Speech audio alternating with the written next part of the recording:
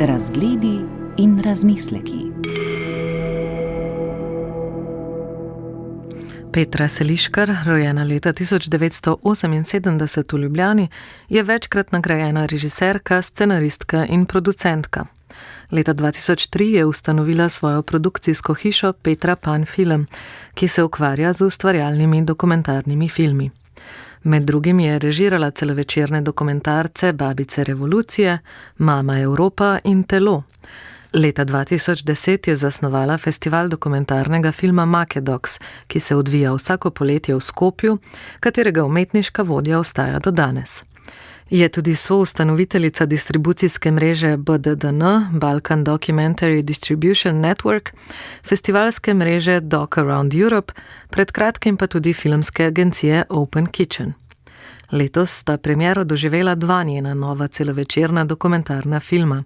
Gora se ne bo premaknila in Poletne počitnice. Filma se med seboj dopolnjujeta, le da je prvi namenjen odraslemu občinstvu, drugi pa mlajšim gledalcem in gledalkam.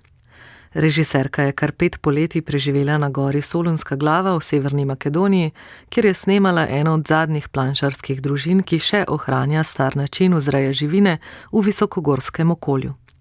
Film Gora se ne bo premaknila se posveča sinovom planšarske družine, ki preživljajo vsak dan z ovcami v Visokogorju, film Poletne počitnice pa enemu od najmlajših družinskih članov, pastirčku Basriju. Oba filma, Gora se ne bo premaknila in Poletne počitnice, sta slovensko-francosko-severno-makedonski koprodukciji.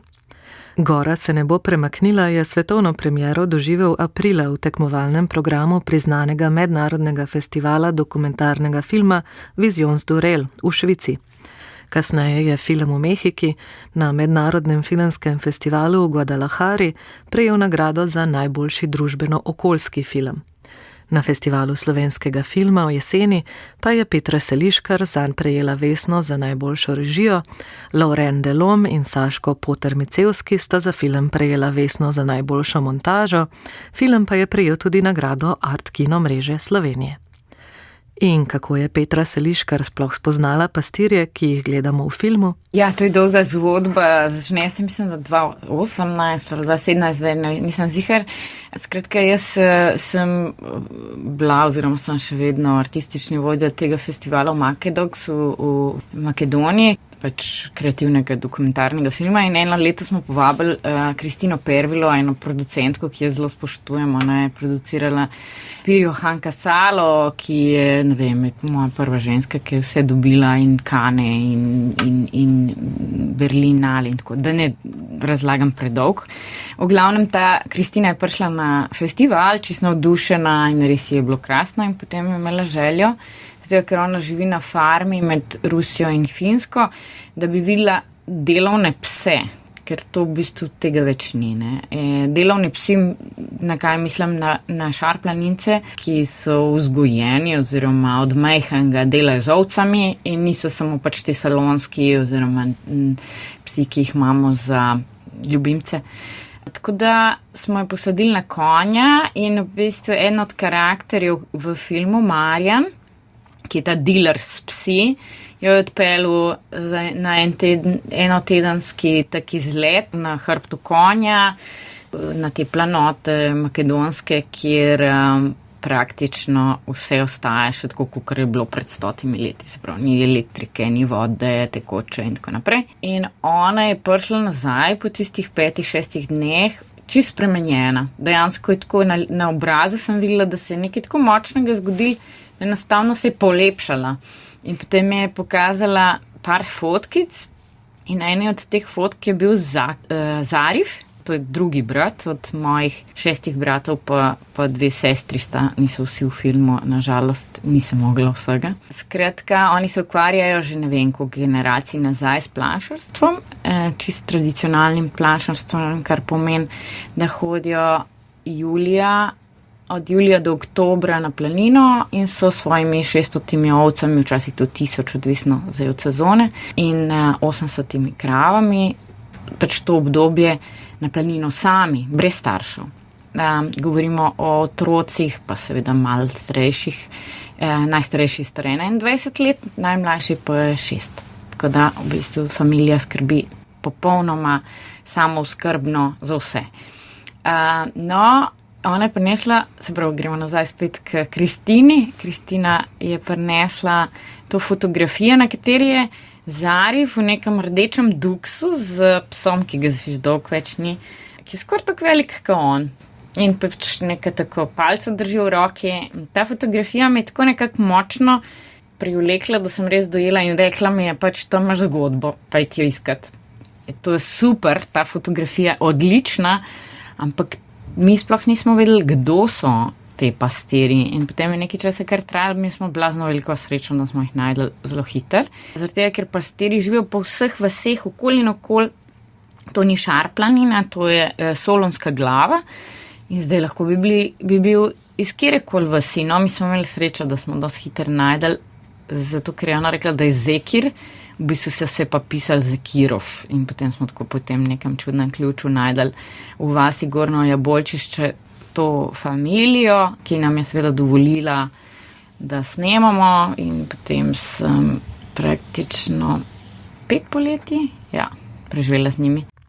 Kaj pa je tisto, kar je režiserko v načinu življenja pastirjev v Visokogorju tako pritegnilo, da se je odločila o njih posneti film? Zakaj me je to toliko nagovorilo? Jaz res nisem niti planinar, niti me to kaj preveč zanima. Je pa razlog je v tem, da sem razmišljala o tem, kaj v bistvu je samooskrbno še danes, ne? Vse je projektno, vse. Totalno nobene stvari ni, ki dejansko lahko funkcionira brez neke podpore, brez neke državnega štempla, brez neke administracije, no. Tudi oni praktično, pa sem ugotovila, da tudi oni imajo subvencije, če ne bi šlo, ampak te subvencije pridejo enkrat na 3 leta, tako da temu še vedno ne moramo reči neko projektno delo.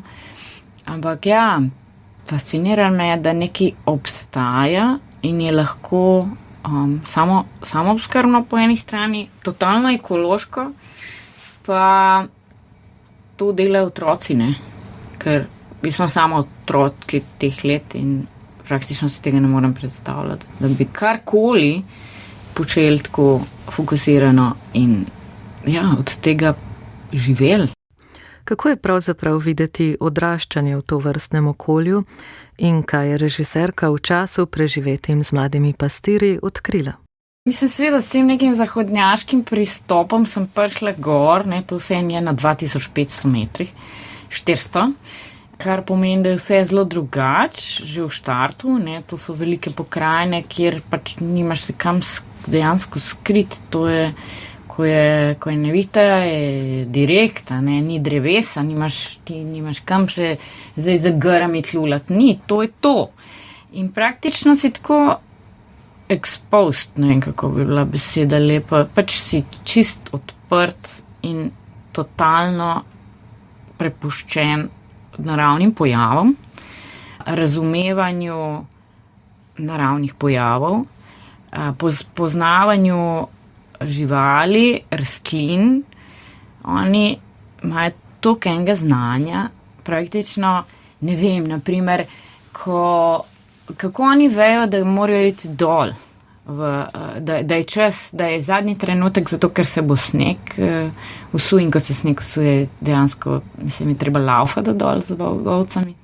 Oni gledajo, oni pravijo stambulke, to so svisci in gledajo svisce ves čas, ki tam pač po luknjah skačejo in potem v momentu, ko oni začnejo nositi hrano noter v svoje luknje, oni vejo, da bo sneg čez par dni. Mislim, to so takšna stara znanja, dejansko vse jim je jasno, ne. Seveda, ko sem prišla s to neko zahodnjaško logiko, zakaj pa ne hodijo, kje so starši, zakaj ne hodijo v šolo, kaj pa oni, mislim, kaj pa jim bo ona šola njim dala, mislim, jaz sem potem seveda šla na vse nivoje raziskovati to, pa tudi vse sem morala veliko premlete to zdaj eksploatacija otrok, mislim, kaj dejansko to meni pomeni osebno.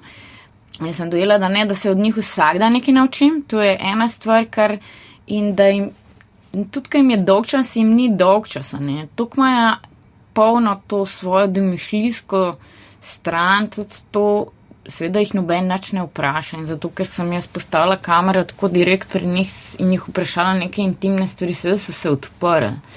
Sem raziskvala odraščanje, ne.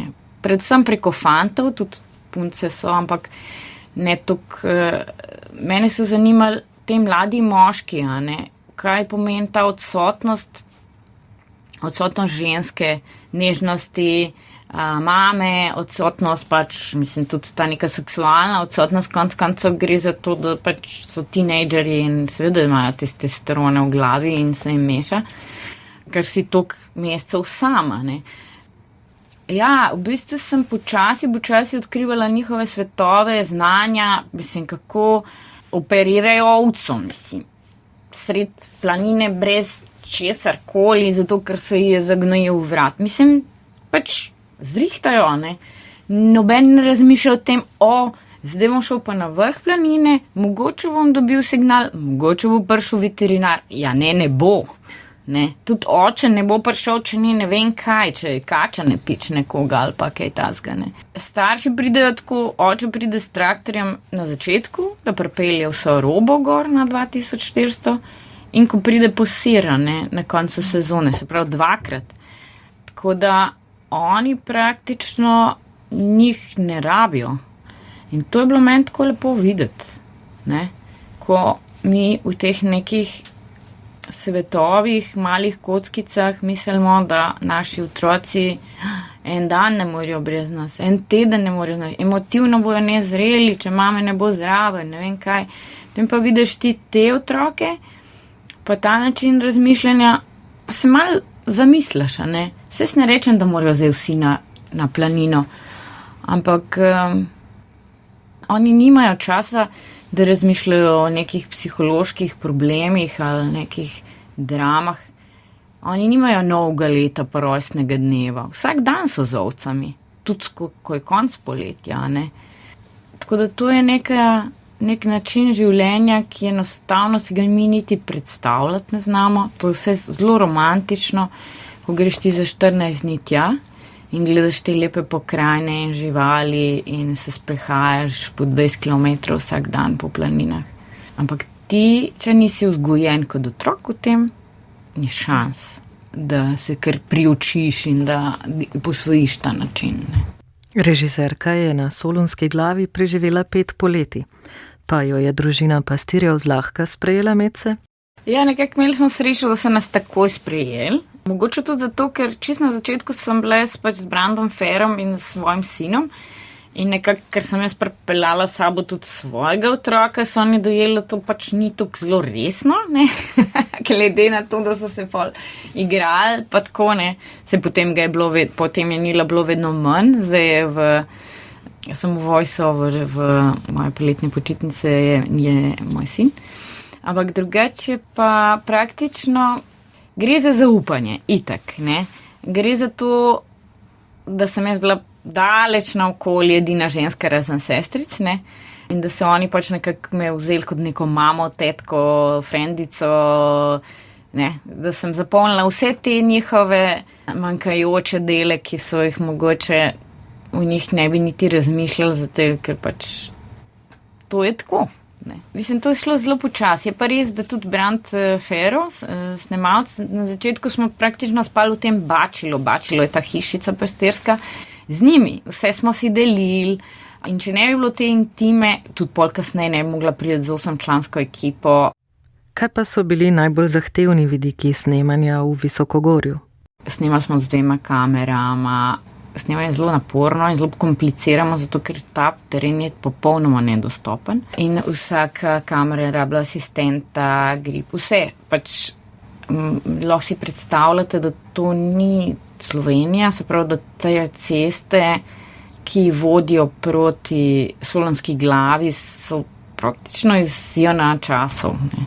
In da je to obdelala voda, da praktično zadnjih 40 km greš kar na golo s temi džipi in je res težek teren, da smo imeli opreme in res komplicirano snemanje, no, tako.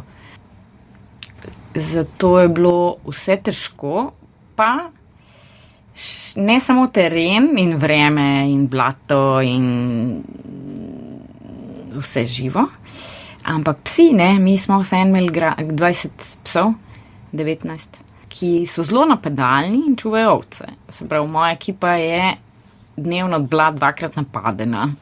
Vsakič, ko greš stran, ne moreš niti na WC po noči, ne, to niso šale, ne. Razen mene so pač psi, glede na to, da sem verjetno tako ta odnos z pastirji vzpostavila, ali pa tudi mogoče, da imam drug von, ne, kot ženska.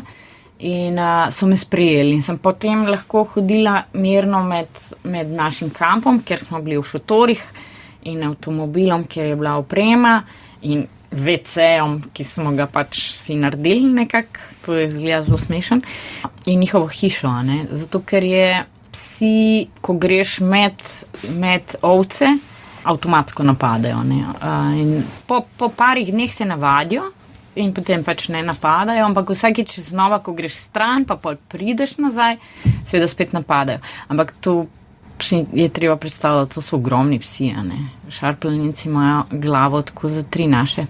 Režiserka je sprva nameravala posneti en sam film, nazadnje pa sta iz posnetega materiala nastala kar 2 filma. Kako to? Res je bil to najtežji praktično proces, zaradi ker smo posneli blazno lep material.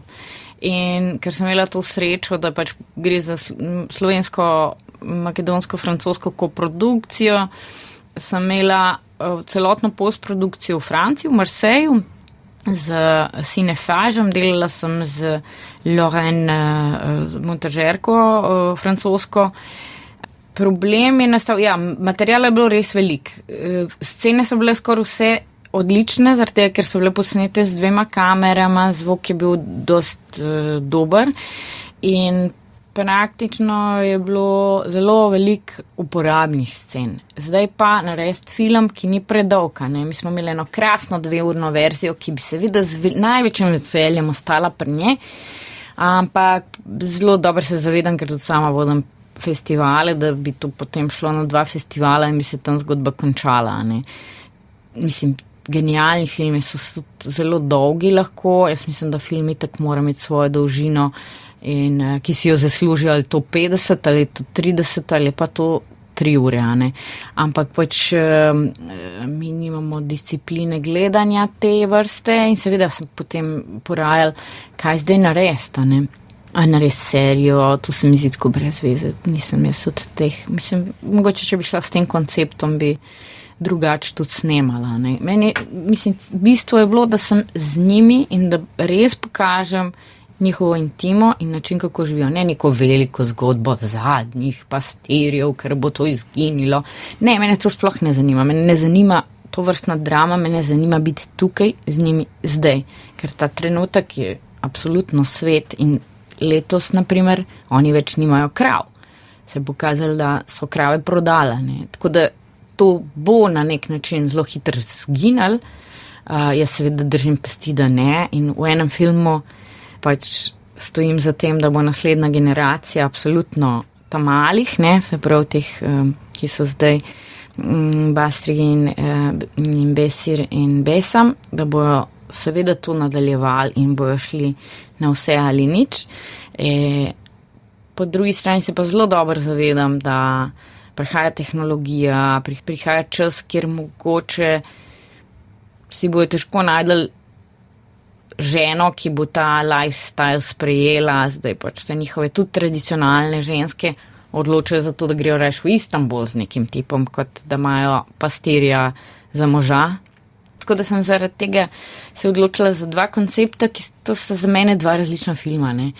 En s pogledom 11-letnika, ki dejansko hodi v šolo in se veseli tega poletja in se mi zdi, da je poln upanja in da nekako bi si želela, da mogoče še kdo od mlajših otrok ali pa familije dobijo nek ta poriv, da grejo na planino, da preživijo čas. na planini, da so z naravo in da se povežejo, ne, da se neha ta blesel turizem, ki nima absolutno nobenega smisla več, ampak da smo nekako spet nazaj k naravi mečkam bolj koristni ali pa da se kaj naučimo čez poletje. Po drugi strani pa seveda gora se ne bo premaknila, je reality check, kje smo, a ne? In jaz nisem hodila olepšati, jaz nisem hodila pobarvati ali pa podčrtati, zdaj bo vsega konc, ne vem kaj. Ampak dejansko je dejstvo to, da če imaš toliko časa in da v tej planini med tem, ko sprehajaš te ovce, res globoko razmišljaš o svetu, se ti hitro utrne kakšna misel, da greš proti koncu, a ne? Da strmimo k koncu. Ampak to nisem konc planšarstva, to je konc enega velikega prenosa znanja, ki enostavno ga ne moreš napisati niti v YouTube tutorial. To smo se že zezala z Zekirjem, z najstarejšim bratom, da ne začne snemati YouTube tutoriale, kako biti pastir brez vsega. In itak ima ekstremen smisel za humor, tako da je to bilo kar zabavno.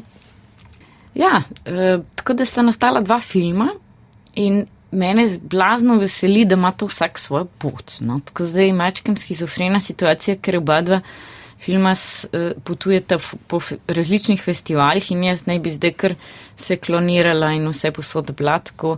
Veliko festivalov paralelno se odpira za oba 2 filma, kar me blazno veseli. No? Se pravi, različna publika, ena je mogoče bolj za družinske pa za mlajšo generacijo, ena pa mečkem bolj za filmofilsko, bi rekla. Razgledi in razmisleki.